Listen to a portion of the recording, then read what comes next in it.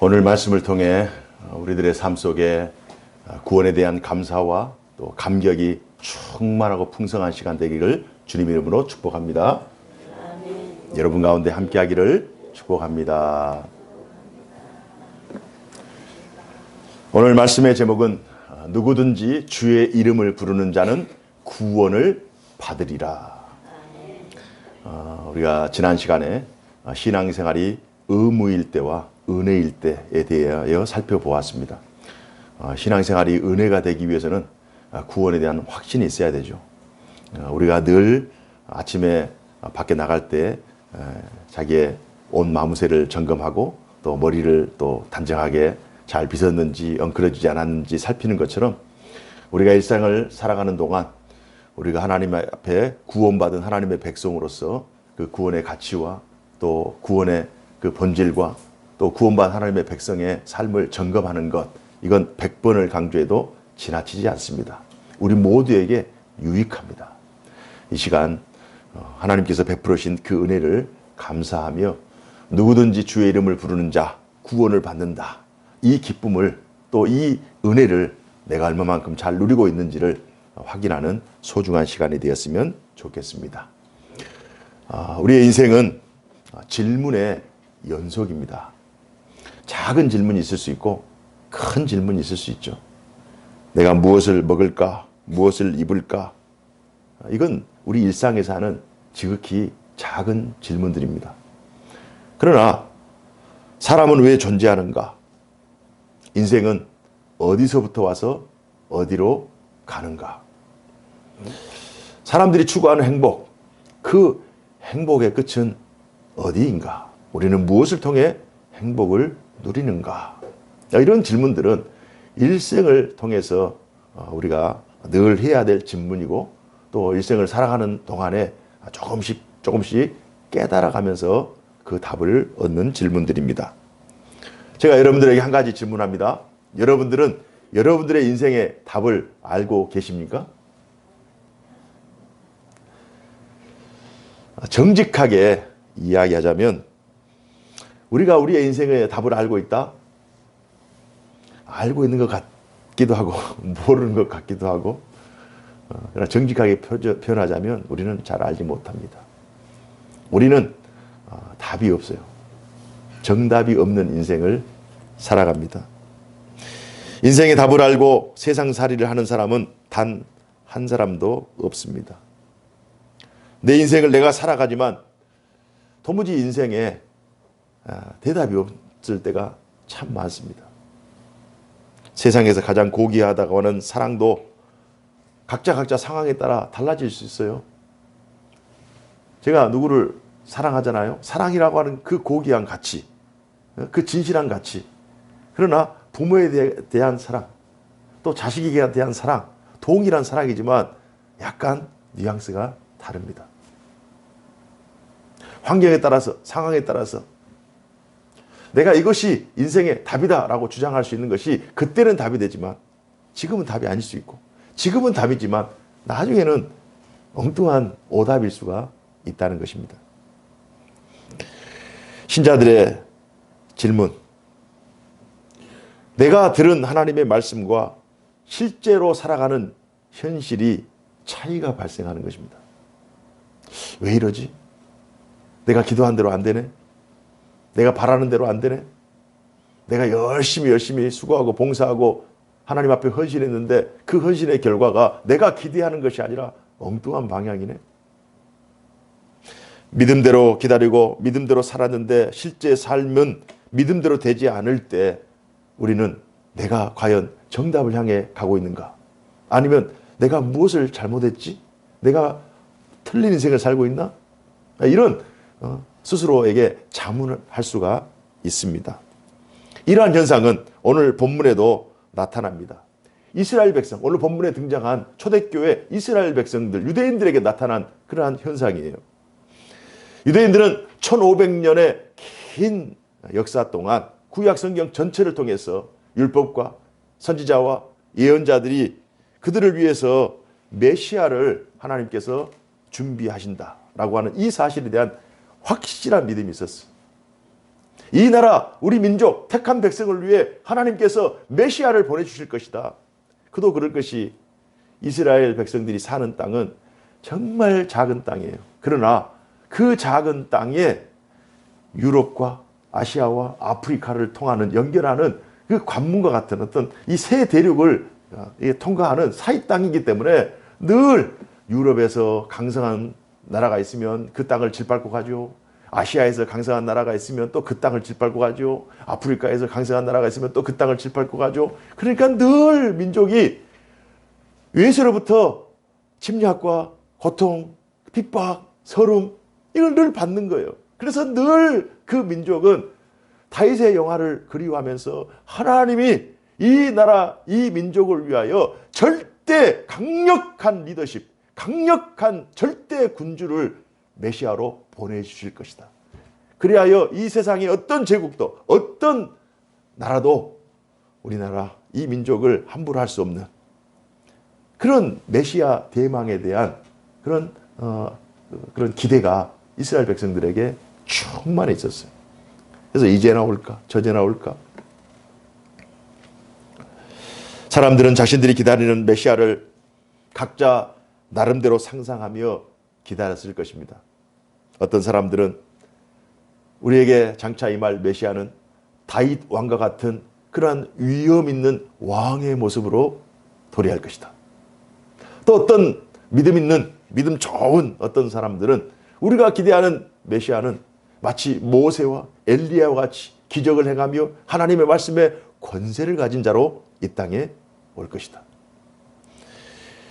가장 능력 있고 위엄 있고 고귀한 모습으로 메시아가 올 것이라고 하는 그런 메시아 도래에 대한 강한 열망이 있었어요.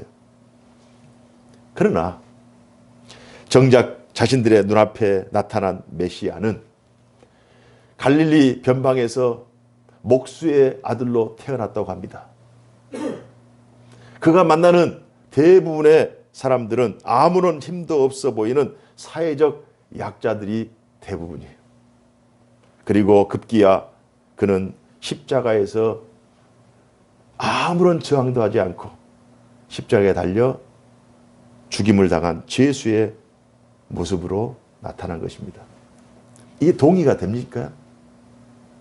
1500년 동안 메시아를 기다렸는데, 다윗으로 말하면 1000년 동안 기다렸는데 왕의 모습도 아니고 선지자의 모습도 아니고 위엄 있는 모습도 아니고 권세 있는 모습도 아니고 저기 변방에서 이름도 없는 갈릴리 촌구석에서 태어나가지고 그들이 만난 그 메시아라고 하는 예수가 만난 그 대부분의 사람들은 정말 고아와 과부가 연약한 자들, 죄인, 창녀 이런 형편없는 사람들을 만나다가 뭐 무리는 좀 모았을지라도 로마 제국에 대하여 단 한 번도 항거하거나 저항하지 아니하고 오히려 사람들의 괴락에 빠져서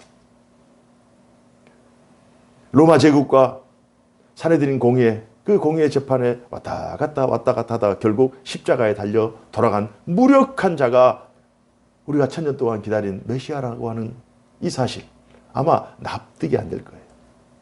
자기가 믿고 있는 것, 자기가 들었던 것, 자기가 알고 있는 것, 이 사실과 실제 지금 상황에서 벌어지는, 현실에서 벌어지는 일이 너무 큰 괴리가 있는 거예요. 이게 인지 부조화가 발생하는 거예요. 이게 지각된 간격이라고 그래요. 간격이 너무 크니까 이 사실에 대해서 거부하기 시작합니다.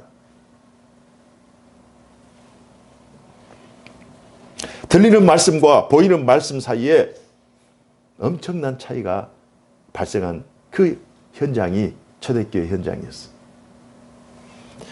이때 사람들이 다음과 같은 질문을 할 거예요. 어떻게? 라고 하는 단어를 사용할 것입니다. 어떻게 기록된 하나님의 말씀과 현실이 이렇게 다를 수 있는가? 어떻게 하나님 이러실 수 있습니까? 우리들에게 이러시면 안 되죠. 우리가 어떤 민족이고 우리가 어떻게 하나님 사랑하고 어떻게 하나님의 말씀을 붙잡고 살았는데 하나님 이러시면 안 되죠. 다른 분은 몰라도 하나님은 우리 민족의 사정을 너무나도 잘 아시잖아요. 우리 민족의 태동이 하나님의 선택으로부터 시작됐잖아요. 아브라함을 선택하시고 출애굽하면서 그 애굽에 종살이 하던 우리를 끌어내서 나는 너희의 하나님이니 너희는 나의 백성이 되고 나는 너희의 하나님이 되겠다라고 약속하신 그 약속의 그 기초 위에 세워진 민족 아닙니까? 그런데 하나님, 우리가 1500년 동안 기다렸던 그 메시아가 바로 예수라면 하나님 이러시면 안 되는 것 아닙니까? 우리의 적 로마가 너무 강력하기에 다윗 왕이 와도 모자랄 판인데 너무도 연약하고 너무도 부족한 예수라니요. 예수가 어떻게 우리를 구원할 수 있겠습니까? 어떻게 하나님 이러십니까? 이런 질문은 너무나도 당연한 질문 같아요. 하나님의 전체 구속 역사에 눈을 뜨면 이 질문은 어리석은 질문이 되지만, 그러나 하나님의 전체 구속 역사에 눈을 뜨지 않는 상태에서 자신이 믿고 싶은 대로 믿고 자신이 확신하고 싶은 대로 확신하고 현실적인 그 해답을 나 자신, 말씀을 빌어와서 나 자신이 기승전결해서 결론을 내려버리면 오늘 이 지금 이스라엘 백성들 앞에 펼쳐진 이 현실은 도저히 납득되기 어려운 현실입니다. 이때 사도들의 역할이 등장합니다. 하나님의 방식은 늘 이런 식이에요. 사도들은 하나님의 말씀을 맡은 자들을 대표합니다. 하나님의 말씀을 맡은 자가 등장해요. 우리가 현실 세계에서 믿음을 가지고 살아가다가도 우리가 믿는 믿음과 실제 삶의 현장이 강쟁이 막 발생하잖아요. 우리가 믿었던 대로 잘 안 되는 것 같잖아요. 그러면 그 문제를 그 현장에서 찾는 것이 아니라 말씀에서 찾아야 되는, 말씀을 통해서 하나님께서 다시 현실을 재해석할 수 있는 그 능력을 주시는 것이 하나님께서 역사하시는 방식인 줄로 믿습니다. 그래서 하나님께서 그 현실을 변화시키기보다, 그 로마 제국에 압제당하는 그 현실을 변화시키기보다 하나님께서 사도들을 통해서 말씀을 주셔요. 그런 방식으로 하나님께서 진행하게 하십니다. 그 말씀을 맡은 백성들은 그 말씀을 가지고 전에 깨닫지 못했던 현실, 전에 오해했던 하나님의 그 구속 역사를 다시 재해석할 수 있는 능력을 갖게 돼서 그 변화된 말씀을 통해서 현실을 보니 그 현장에 하나님이 역시나 살아계신다라고 하는 이 사실을 깨닫게 하시는 그런 방식으로 하나님께서 일하십니다. 하나님은 하나님의 구속 역사를 이해하는 자들을 통해서 많은 사람들이 신앙과 생활, 믿음과 삶 속에 이런 이 엇박자 나 있는 것 같은 그런 현실에 그런 답을 제공해 주십니다. 사도들은 보이는 예수 그리스도가 들리는 말씀이다라고 강조합니다. 지금 너희 눈앞에 보이는 연약해 보이고 부족해 보이고 한계가 있어 보이고 죄인의 모습으로 서 있는 그 예수가 하나님의 대안이라는 거예요. 들리는 말씀, 우리가 들어왔던 그 메시아라고 하는 이 사실을 사도들이 강력하게 주장하는 거예요. 그러면서 설득하기 시작합니다. 베드로의 대답은 곧 하나님의 대답이죠. 하나님께서 베드로를 통해서 대언하게 하셨기 때문에 베드로의 대답은 곧 하나님의 대답이다. 21절, 누구든지 주의 이름을 부르는 자는 구원을 받으리라 하였느니라. 하나님의 대안은 또 다른 다윗 왕도 아닙니다. 또 다른 엘리야나 또 다른 모세가 아니라 새로운 예수 그리스도. 오직 예수 그리스도. 오직 예수 그리스도만이 지금 사람들이 가지고 있는 질문, 사람들이 가지고 있는 문제의 유일한 답이라고 하는 이 사실을 베드로의 입술을 통해서, 사도들의 강조를 통해서 다른 사람들에게 설득하고 있는 거예요. 모든 상황에서 모든 문제에 대해 예수님이 하나님의 답이라는 사실을 믿으시기 바랍니다. 아이러니하게도요, 우리가 인생을 살아가다 보면 현실 문제의 답이 현실에서 얻어지는 것이 아니라, 현실 문제의 답이 현실적인 것이 아니라 영적인 것일 때가 많습니다. 특히 신앙인에게는 더더욱 그래요. 한번 가만히 한번 생각해 보세요. 이 말씀이 충분히 여러분 이 말씀을 행하고 있고 이 말씀에 대해서 충분히 이해하고 있을 거예요. 현실의 문제가 발생했어요. 그러면 현실의 문제가 발생했기 때문에 현실적인 대안을 통해서 현실에서 그 문제가 답이 나와야 되잖아요. 그러나 신앙생활 하다 보면 현실의 문제가 발생했는데 그 현실에서 답이 아니라 영적인 답을 요구할 때가 많다니까요. 제가 예를 들어 드리겠습니다. 현실적인 문제가 실타래처럼 꼬여 있는데 목사님은 또는 신앙생활 오래한 권사님이나 장로님은 어떻게 얘기하시냐? 지금 현실적인 문제가 너무 복잡한데 어떻게 얘기해요? 기도해야 돼. 기도해야 돼. 아니 지금 재정적인 문제, 인간적인 문제, 질병의 문제, 또 마음에 괴롭고 시험의 문제 너무 막막하고 너무너무 힘든데 그러면 그 문제들을 좀 해결해 줬으면 좋겠는데 기도해야 돼.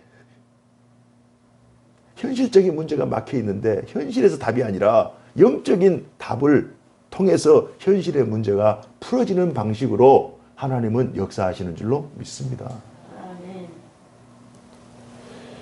문제가 복잡하게 꺼져 있는데 말씀을 보고 예배자로 살라는 그런 요청이 우리들에게 들려옵니다. 성경은 이러한 패턴의 삶을 계속적으로 살아가라고 말씀합니다. 이것이 해결책이라는 거예요. 오늘 본문은요, 성령이 초대교회 공동체 위에 임하는, 그리하여 예수님은 이미 십자가 달로 돌아가셨잖아요. 그러면 이 성령이 우리에게 온다고 하는 이 사실은 예수의 영이에요. 예수를 증거하는 영이라고요. 예수님을 대신하여 우리 가운데 살아 역사하셔서 예수님이 하신 일을 우리로 하여금 대신하게 재현시키는 그 능력이 바로 성령의 역사예요. 그래서 성부 하나님과 성자 예수님 사이에 일어난 그 모든 일들을 깨닫게 하시는 분이 성령 하나님이에요. 성령이 우리 가운데 임했기 때문에 우리가 어떻게 하나님의 일을 깨달아요, 인간이? 어떻게 피조물이 창조주 하나님의 역사를 깨달을 수 있겠습니까? 어떻게 구원 역사를 이해할 수 있겠습니까? 우리로는 불가능한 일이에요. 그러나 이 사실을 깨닫게 하시는 분이 성령님이시라고요. 그러니까 성령이 새롭게 우리 가운데 임했다고 하는 사실은 하나님께서 새 일을 진행하고자 하시는 하나님의 의지라고 하는 사실을 우리가 이해할 필요가 있어요. 하나님께서 구약의 제사 제도가 아닌 신약의 교회를 통해서 하나님께 새로운 역사, 제사장 나라가 아닌 하나님의 나라를 통해서 복음을 통해서 하나님께서 새로운 역사를 진행하시려고 할 때 그때 현실의 문제는 복잡해요. 믿는 자라고 문제가 없는 것이 아니에요. 그러나 하나님께서 어떤 예언의 말씀을 베드로에게 요엘의 말씀을 통해서 우리에게 그들에게 선포하느냐? 16절에서 18절 말씀 우리 다 같이 한번 읽어보십시다. 현실적인 문제가 가득해요. 실타래처럼 꼬여 있어요. 경제적인 문제, 또 안보의 문제, 주권의 문제, 또 인권의 문제, 뭐 한두 가지가 아닙니다. 그러나 그럼에도 불구하고 하나님께서 그들에게 현실적인 답을 주는 것이 아니에요. 강력한 어떤 무기를 주거나 어떤 전략을 주거나 군대를 주는 것이 아닙니다. 하나님께서 영적인 방식으로 그 문제를 해결하게 하셔요. 새 영을 주십니다. 성령을 주십니다. 우리 다 같이 16절 18절 있습니다. 시작. 이는 곧 선지자 요엘을 통하여 말씀하신 것이니 일러스되 하나님이 말씀하시기를 말세에 내가 내 영을 모든 육체에 부어주리니 너희의 자녀들은 예언할 것이요 너희의 젊은이들은 환상을 보고 너희의 늙은이들은 꿈을 꾸리라. 그때 내가 내 영을 내 남종과 여종들에게 부어주리니 그들이 예언할 것이요. 예언이라고 하는 것은 하나님의 말씀을 선포하는 것이 예언이에요. 현실적으로 이스라엘 백성들이 원하는 메시아, 그 메시아가 지금 우리 가운데 임하지도 않았어요. 그들은 실망해요. 그러나 현실의 문제는 그들이 극복해야 될 그 현실적인 문제, 실제적인 문제라고요. 그런데 하나님께서는 그 실제적인 문제를 해결하기 위해서 영적인 답을 주셔요. 성령을 주셔요. 오늘 16절에 18절에 보니까 자녀들은 예언할 것이요. 우리의 다음 세대들, 우리의 젊은이 세대들, 우리 학생, 어린아이들, 그들에게도 문제가 없을까요? 그들에게도 그들 나름대로 엄청난 삶의 무게가 있고요. 고민이 있고요. 갈등이 있어요. 그러나 그들에게도 그 문제, 대학 합격, 취직, 승진, 뭐 이런 문제 해결해 주시면 얼마나 좋아요. 그러나 자녀들이 예언할 것이요. 젊은이들은 환상을 보고 너희의 늙은이들은 꿈을 꾸리라. 하나님 안에서 하나님을 통해서 하나님과 연결되는 방식으로 삶을 이길 수 있도록 현실적인 것이 대안이 아니라 하나님이 대안이라는 거예요. 그러면서 하나님께서 21절에 누구든지 주의 이름을 부르는 자는 구원을 받으리라. 이 말씀을 선포합니다. 제가 여러분들에게 여쭤봅니다. 지금 사도 베드로가 들리는 말씀과 보이는 현실 사이에 지각이 이게 간격이 벌어진 이들을 위해서 지금 요일서의 말씀을 던졌어요. 선포했어요. 그리고 나서 예수 그리스도가 구주이심을 선포했어요. 이러한 성경의 대안을 믿음이 없는 사람들이 어떻게 받아들일 수 있겠는가?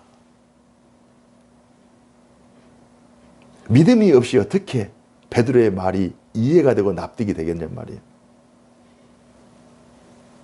하지만 하나님의 역사는 우리 인간들이 믿든 믿지 않든 하나님의 구속 역사는 지나갑니다. 기차는 지나가요. 우리들이 이해하건 이해하지 않건 하나님의 구속 역사는 지나가는 거예요. 지나가고 있는 거예요. 거기에 하나님께서 지나가는 그 기차에 내가 올라타야 하나님의 구원 역사에 탑승하는 거예요. 함께 합류하는 거예요. 이해되지 않는데 지나가다가 놓쳐버리는 거예요. 끝나버리는 거예요.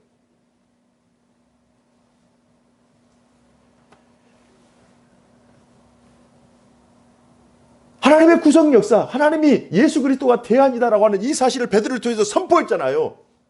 그런데 이것이 납득이 되지 않는다고 하여 이 사실에 대하여 의심을 품고 하나님의 구속 역사를 거부하는 자들, 그런 예수도 거부하고 하나님도 거부하는 불신앙이에요. 왜냐?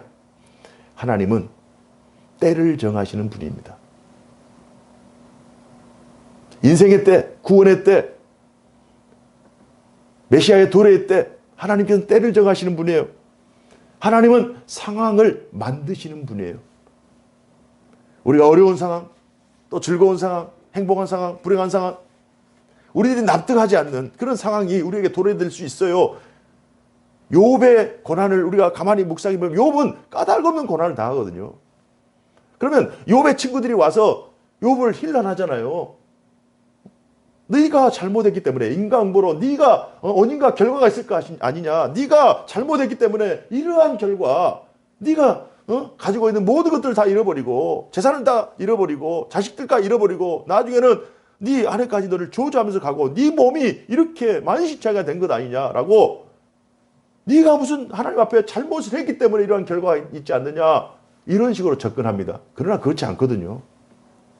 하나님 우리에게 까닭없는 고난을 허락하셔요. 상황을 만드셔요. 그러고 나서 우리에게 하나님을 진정으로 찾게 하시고 하나님을 진정으로 만나게 하시고 하나님이 내 삶의, 내 생명의 진정한 주인이시다. 하나님이 시간도 정하시고 상황도 정하시고 문제 해결되시는 유일한 분이 하나님이시다라는 이 사실을 고백하게 하셔요. 요나가 니느웨에 가서 복음을 전하라고 하는 이 사실을 하나님께 받았죠. 그러나 불순종해서 다시스로 가버려요. 스페인으로 가버려요. 1800km를 반대로 가버려요. 그래서 하나님께서 어떻게 해요? 가고 있는 배에 바람을 불어가지고 파도를 일으켜서 아주 그냥 배가 뒤집어질 지경에 있을 때 요나가 그래도 양심이 있어서 제가 빠지겠습니다 하고 들어가서 결국 물고기 속에 들어가서 결국 니느웨 앞바다에 떨어집니다. 그런데 하나님께서는요, 상황을 만드시잖아요. 그런데 로봇처럼 기계처럼 하지 않아요. 요나의 동의를 얻어냅니다. 우리가 현실적인 어려움이 있어요. 하나님께서 우리의 삶을 흔드는 것 같아요. 내가 단단하다고 생각하는 삶의 기초가 흔들려서 내가 어떻게 하지? 넘어질까? 깨질까? 두려운 마음이 막 엄습할 때가 있어요. 하나님께서 상황을 만드신다니까요. 그래서 그 상황을 통해서 하나님 도와주십시오. 하나님만이 나의 구주십니다. 하나님이 나의 도움이십니다라고 하는 이 고백을 하나님께서 들으신다니까요. 때를 만드신 분이 하나님이시고 상황을 만드신 분이 하나님이시고 그리고 해답을 가지고 계신 분이 하나님이신 줄로 믿습니다. 그렇기 때문에 지금 이스라엘 백성들이 베드로의 이 선포, 예수 그리스도가 하나님의 대안이다, 예수 그리스도가 메시아다라는 이 선포를 하나님의 정하신 때에 하나님이 원하시는 상황 속에서 예수 그리스도를 대안으로 주셨잖아요. 이 사실을 하나님의 때를 정하시면 하나님이신데 하나님이 때를 주셨어요. 메시아를 주셨다고요. 이 사실을 듣고도 무시하는 사람들은 구원의 열차에 탑승하지 못하는 거예요. 그런 안타깝게도 구원의 열차는 그들이 이해되든 이해되지 않든 그들이 수용하든 수용하지 않든 구원 열차는 지나가는 거예요. 끝인 거예요. 누구에게 손해죠? 그 열차를 타지 못한 자들이 손해인 거예요. 그래야 구원 열차가 지나가기 전에, 오기 전에 교회에서 선지자들이, 목사들이, 믿는 자들이, 성도들이 외치죠. 예수님이 구원 열차입니다. 예수님이 구원입니다. 예수님을 믿어야 됩니다. 수없이 외치잖아요. 마치 베드로가 오늘 본문에서 외치는 것처럼.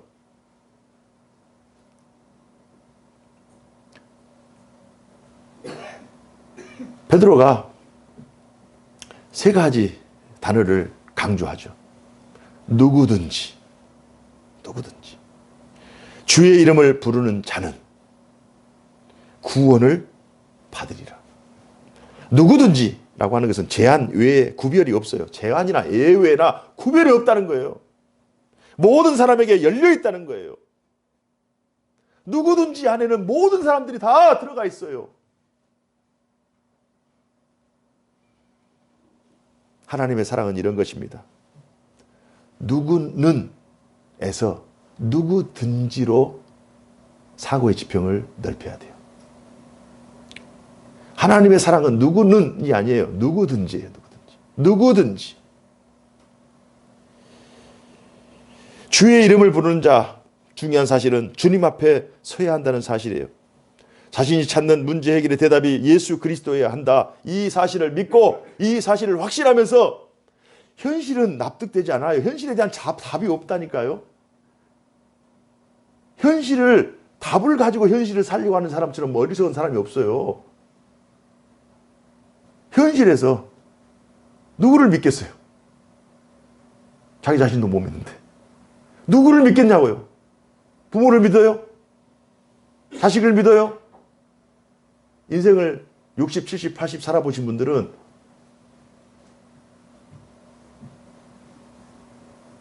부모를 믿었다가 실망했고 자식을 믿었다가 실망했고 남편, 아내 믿었다가 실망했고 누구를 믿어요? 물론 신뢰는 하든 아직 배신하자 이런 얘기 아닙니다. 정말 우리가 믿어야 될 인생의 답은 예수 그리스도여야 한다. 그래서 500년 전에 종교개혁자들이 종교개혁을 하면서 오직 성경, 우리가 믿어야 될 믿음의 도리 오직 성경, 오직 예수, 오직 믿음, 오직 은혜, 오직 하나님께 은혜라고 하는 이 5개의 목표를 가지고 종교개혁을 일으킨 거예요. 오직 성경, 오직 예수, 오직 믿음, 오직 은혜, 오직 하나님께 영광. 솔라 스크립투라. 솔라 크리스투스, 솔라 피데, 솔라 그라투스, 솔라 글로리아. 이 다섯 개의 이 표제를 가지고 종교개혁을 일으켰어요. 하나님께서 기뻐하셨기에 지금까지 개혁교회가 진행된 줄로 믿습니다. 현실에서 답을 찾으려고 하면 안 돼요. 현실에서 답을 주는 것이 아니라 하나님의 백성들은 현실적인 문제가 꼬여 있으면 영적인 답을 찾아야 돼요. 이게 바른 방식이라고 하는 것입니다.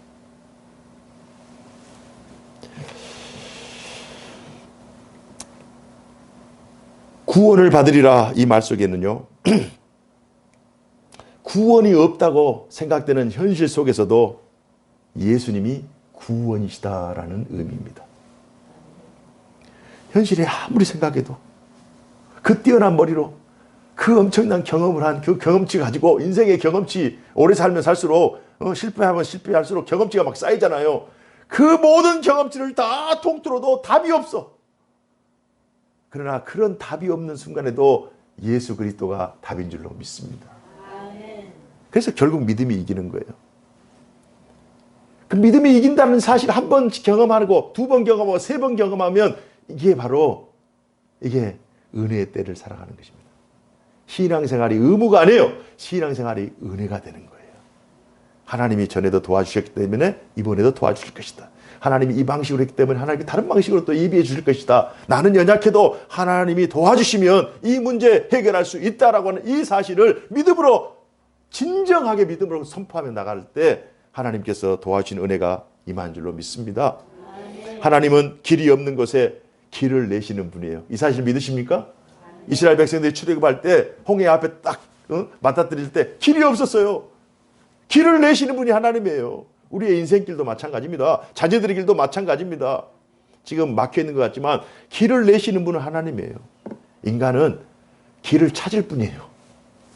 길을 찾을 뿐이에요. 길을 내시는 분은 하나님이라고요.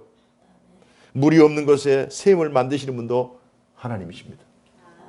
우리가 목말라 갈증하고 있는 그 문제 해결을 하실 분이 하나님이라고요. 우리는 목말라요. 우리는 죽겠어요. 이 고함밖에 지를 수가 없는 거예요. 우리는 아무것도 할 수 없다니까요. 우리가 물 한 방울 만들 수 있습니까? 못 만들어요. 우리는 목마르다 죽겠다. 왜 이러십니까? 하나님 왜 이러십니까? 따지기만 하죠. 우리에게는 답이 없어요. 절망할 수밖에 없는 곳에 희망을 선물하신 분도 하나님이시고요. 죽음을 생명으로 바꾸신 분도 하나님이세요. 이러한 분이 주님이세요. 누구든지 주의 이름을 부르는 자는 구원을 받으리라. 베드로는 옛시대의 종말과 새시대의 시작이 예수 그리스도 안에서 시작되었다고 선포합니다. 과거 구약시대가 종결되고 신약시대가 열렸잖아요. 지세상 나라가 종결되고 하나님 나라가 선포됐잖아요. 성전 제사가 아니라 이제는 복음, 이제는 동물 제사가 아니라 믿음으로 구원받는 새로운 하나님의 구원 역사가 지금 진행되고 있다는 이 사실을 지금 베드로가 선포하고 있는 거예요. 하나님의 절대 주권과 섭리 안에서 모든 일이 진행되고 있다고 베드로가 지금 강조하고 있습니다. 사랑하는 성도 여러분, 지금 12월을 살아가잖아요. 한 해가 끝나가고 새해가 다가오고 있습니다. 2023년이 이제 지나가고 하나님께서 새로운 일을 계획하시고 준비하고 계세요. 시간의 끝과 새로운 시작의 시간이 우리에게 다가오고 있습니다. 이 일의 끝과 새로운 일의 시작, 그 끝과 시작은 시간의 주인, 공간의 주인, 물질의 주인이신 예수 안에서만 가능한 줄로 믿습니다. 우리가 예수 안에 있을 때 언제 끝이 나고 언제 시작되는가? 어떻게 하나님께서 끝을 맺으시고 어떻게 새롭게 시작하시는가를 우리가 정확히 이해할 수가 있습니다. 사도들이 전한 진리의 말씀, 믿음의 도리를 붙잡고 이 베드로의 선포를 그들은 믿음으로 받아들입니다. 그리고 나서 현실 세계의 문제를, 대안을 영적인 방법으로, 신앙적인 방법으로 실천해 냅니다. 저도 여러분에게 부탁을 드립니다. 올 한 해 정말 열심히 최선을 다해 살아오셨잖아요. 우리가 노력하고 힘쓰고 애써도 막히고 지금도 막혀있고 또 집에 가면 또 막혀있고 그러한 현실적인 문제 앞에 놓여 있을지라도 믿음을 잃지 않고 예배 자리에 서서 기도하면서 지금까지 버텨냈잖아요. 지금까지 살아왔잖아요. 그렇게 살아가는 것이 신앙인의 진정한 모습인 줄로 믿습니다. 이게 능력인 거예요. 예수를 믿는 것이 믿지 않는 자들이 생각할 때는 이건 너무나도 연약한 예수, 너무나도 부끄러운 예수, 아무것도 할 수 없을 것 같은 그런 예수라고 생각하지만 믿음이 없는 눈에는, 그러나 우리가 믿음에 눈 뜨고 하나님의 전체 구속 역사를 제대로 이해하게 된다면 오직 예수여야 하고 오직 은혜여야 하고 오직 믿음이어야 하고 오직 하나님께 영광이어야 된다는 이 사실을 우리의 삶 속에서 고백하게 될 줄로 믿습니다.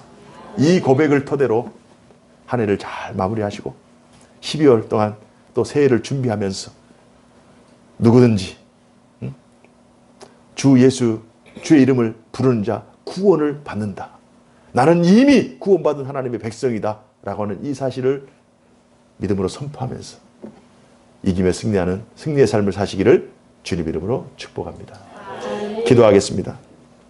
은혜로우신 하나님 아버지, 오늘 우리에게 주신 귀한 말씀, 우리가 너무나도 익히 잘 알고 있는 말씀이지만 다시 한번 우리의 믿음의 옷깃을 여미고 이제 한 해 마무리되는 이 시점에 새로운 일을 계획하고 준비하는 이 중요한 시점에 우리의 현실 문제의 답이 주 예수 그리스도, 하나님의 아들, 하나님이 제공하시는 주 예수 그리스도가 유일한 답이라는 이 사실을 확신하며 믿음으로 현실 세계에서 이기며 승리하는 삶 살게 하여 주옵소서.